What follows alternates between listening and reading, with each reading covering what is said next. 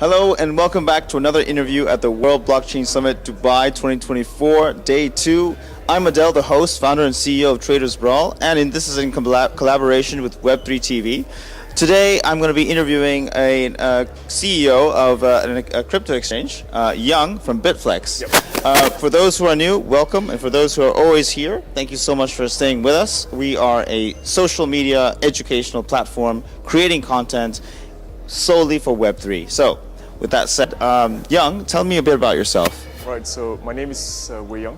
I'm from Malaysia, the CEO of Bitflex. I've been in the industry for a good 5 to 6 years, right? So Bitflex is my second crypto exchange startup. Prior to this, we did one back in the 2016 days. That was like a 2 to 3 year stint. Then Bitflex happened, and now we are here. Our first time debut in Dubai. Oh, good. Yeah. Nice. And Bitflex is a centralized exchange. Yes. So what makes your exchange different from the other centralized? Right. I think we get these questions all the time. Right. So everyone would come on to us and ask if I'm a new trader, why would I choose Bitflex over Binance, Bybit, and the rest of the exchange, right? So of course, big doesn't mean good all the time, right? I would say the bigger it is, the more complex it is, the more complicated the stream of products. So we always pride ourselves in selecting the best content for our users. We craft the best user journey. We make sure that the user interface is the simplest, cleanest. We don't give you tons of crazy meme tokens or odd tokens for users to trade. We curate the top 50 pairs to make sure that users themselves are protected. I think that's one big pillar of Bitflex. The second one is most importantly, it's on loyalty programs. We give users very tangible rewards when they trade on the platform. So I think if you have a chance to, do pop by, have a look on the whole trading interface. I think you will find some differences there. Interesting. And how many users do you have? In range of thousands. We are still very new to the platform. We spent a good 1.5 years building the platform. We go to the market the last 7 months, and we are still at the stage of finding product market fit. I wouldn't say we have the best conversion funnel, but I would say as a younger exchange in this day and age, I think we are doing fairly well. Okay, interesting. And you're pre-seed or you're already funded? We were funded by one round, so I would say in between the seed round right now. In between the seed round. Yeah. Okay, got it. And so you mentioned your users are in the thousands. Yep. What's your daily trading volume? Okay. I think this is everything. It's on CoinMarketCap. So I think it would be good to just pop check by. That. Okay, yeah. And do your fees differ from others? Interesting. Yes. This is another question that I think a lot of people ask. Yes. So because I would say our price is marginally more than what Binance is actually offering. Really? But again, users do stick around simply because I think the target audience that we are looking for, it's different. We're not trying to look for those professional traders where speed, extremely quick speed, price matters. We craft a group of user base that prefers more simpler user interfaces, that prefers value to be given back to them in the forms of rewards. Tangible rewards like you can even retrieve iPhones, Dyson fan on our website. So that's a bit different. We wouldn't have we gamify the whole process. So these user groups, they're not as price sensitive, and that's the basis of the business model to us. So do you know your fees? Yes. How much are they? So we do 0.009 in terms of maker taker. So I think Binance does 0.06 if I'm not mistaken. I see. For level 1. Of course, the more you trade, the cheaper it becomes, but we start at a marginally higher price point. Okay. Do you think that's is that strategically deliberate, or is that you have to set it high to cover your costs? I would say it's from both perspectives, right? So we've tinkered with the price a few times, and I think this is where the sweet spot is. At the same time, because we collect marginally higher fees, we also we pass on all this value back to the users. So I think a lot of the exchanges, they use KOLs as means, the sole means of attracting customers, but we don't do that especially. We do have a group of healthy KOLs that is supporting the platform, thanks to the KOLs that we are out there. But at the same time, we run a lot of campaigns.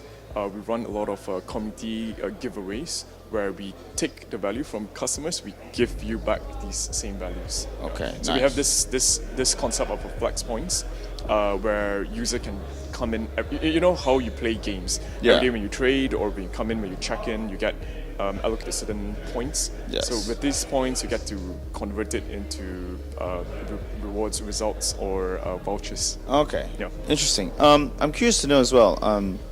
Since that you're a relatively new exchange, Yep. are you? And we're in the age of AI. Yep. Are you doing anything with AI? Are you Yes. doing anything with AI trading bots Yes. on your platform? Definitely. I think this whole AI term has been blown a little bit out of proportion. Yeah.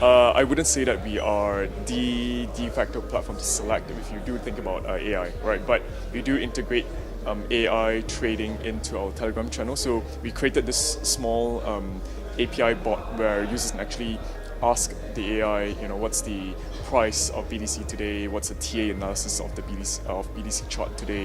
You can choose different time frames. We're in the midst of integrating this into Discord channel as well. It's up and running on Telegram, but I think we have a few key items that will be integrated in the months to come. So I think that's the first stint on the AI.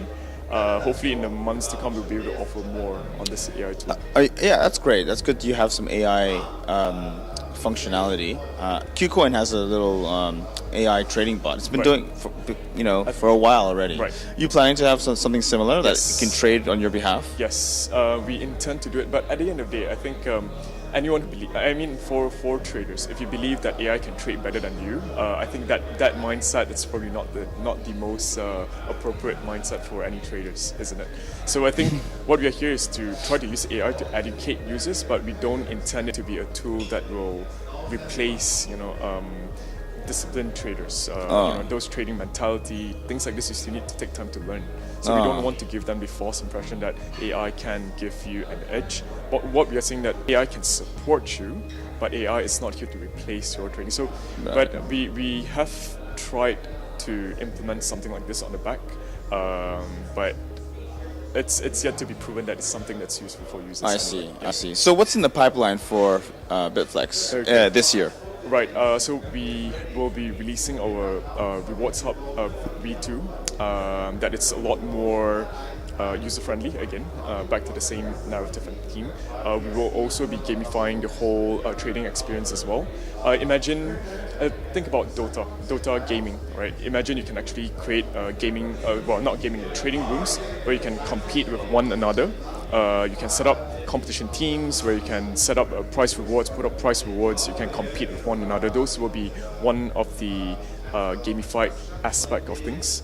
Of course, we are also trying to attract newer traders. We intend to do index pools where you track first top 5 crypto pairs and you only buy into an index fund.